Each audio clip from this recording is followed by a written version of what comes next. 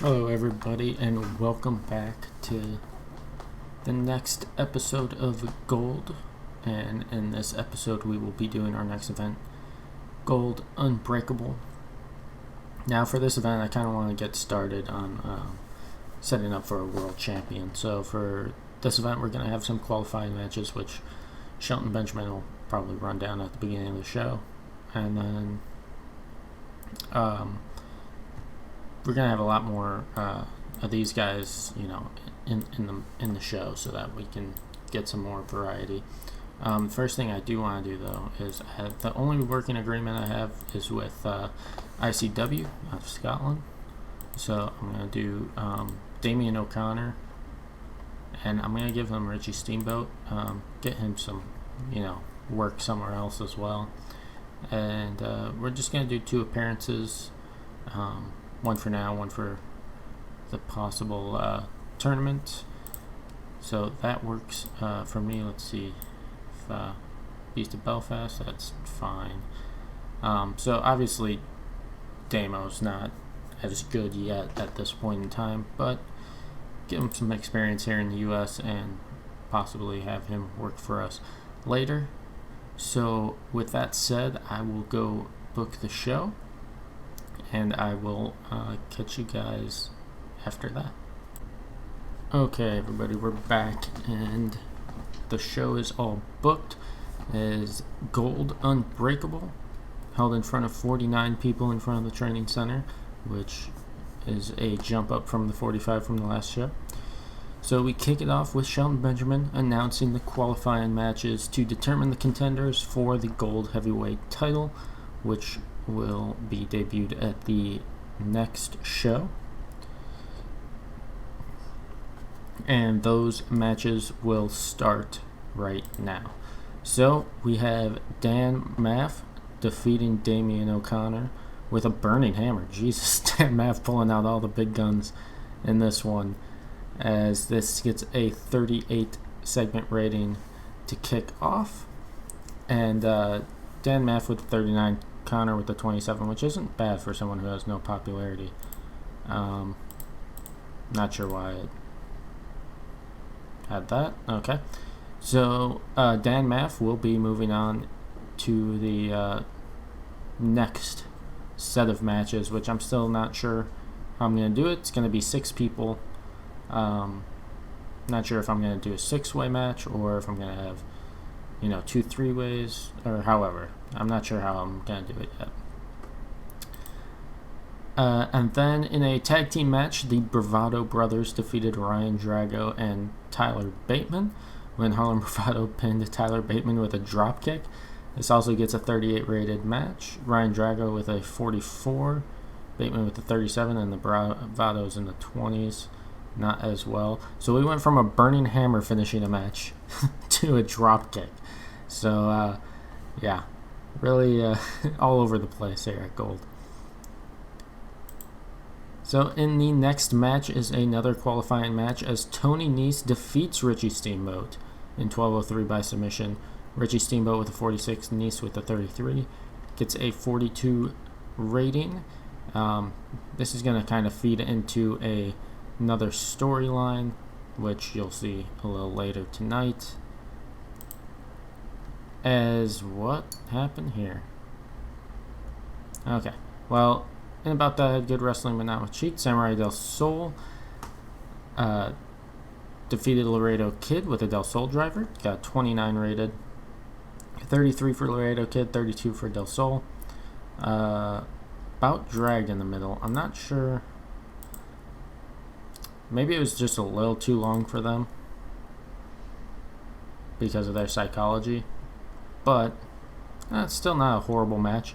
And Samurai Del Sol moves on in the qualifying matches.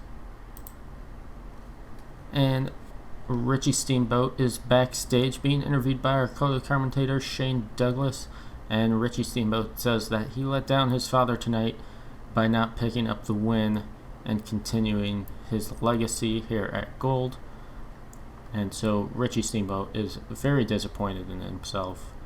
So we'll see what next steps he takes to move up in the gold world. One of the best in-ring competitors already. He pulled a 46, which is pretty high.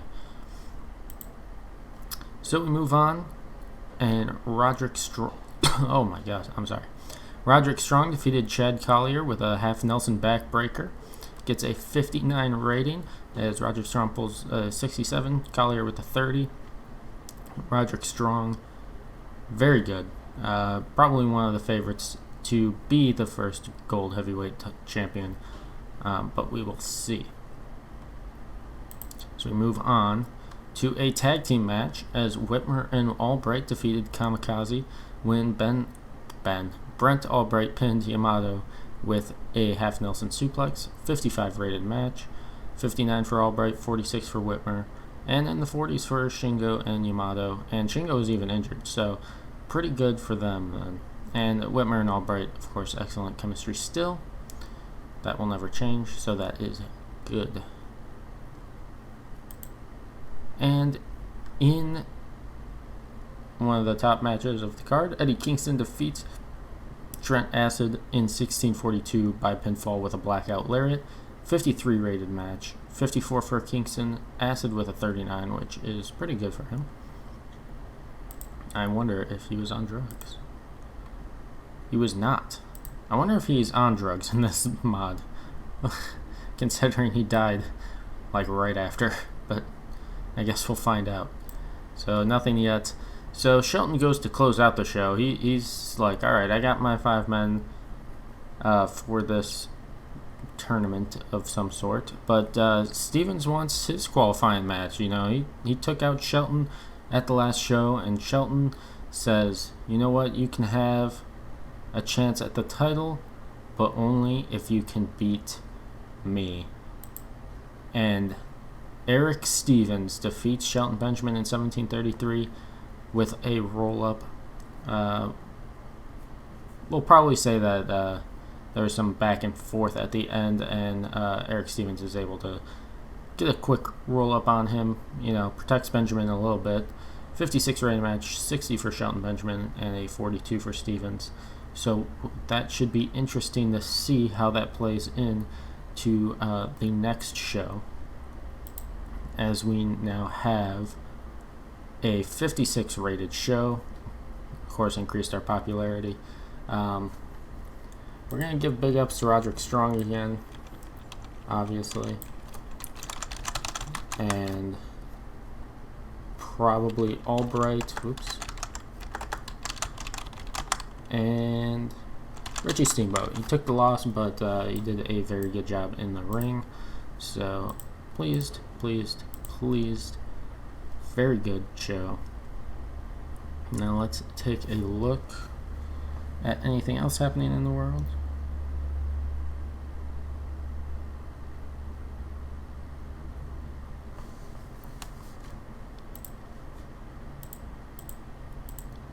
Yeah, Brian Kendrick was set to leave. I didn't even bother booking him. So let's take a look. Let's take a look at Smackdown, see what they're doing over there. Shawn Michaels and Kofi Kingston defeated Retribution, which is Triple H and the Big Show. That's a big match. John Morrison defeated Ted DiBiase. Morella and Crime Time defeating Barrett, Burchell, and Tarver. Ugh. What a weird show. Alright, so I'm going to sim ahead to the end of the month, and I will catch you guys then. Okay, we're at the end of the month, so let's take a look at anything that's happened. Shingo's back. Okay, some PWG offers, Colt Cabana, TNA.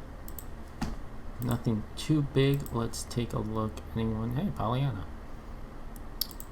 Allison K, Jesse Goddard's Phoenix. That's a good one.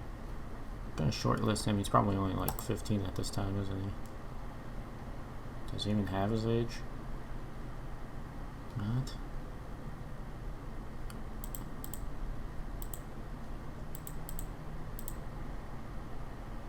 Does not have ages? How old is he?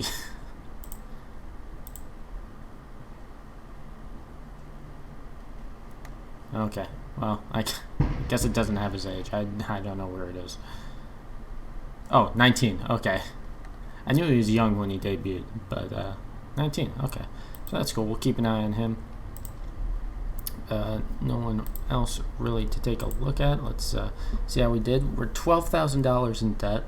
We lost only $4,000 that month, as opposed to $8,000.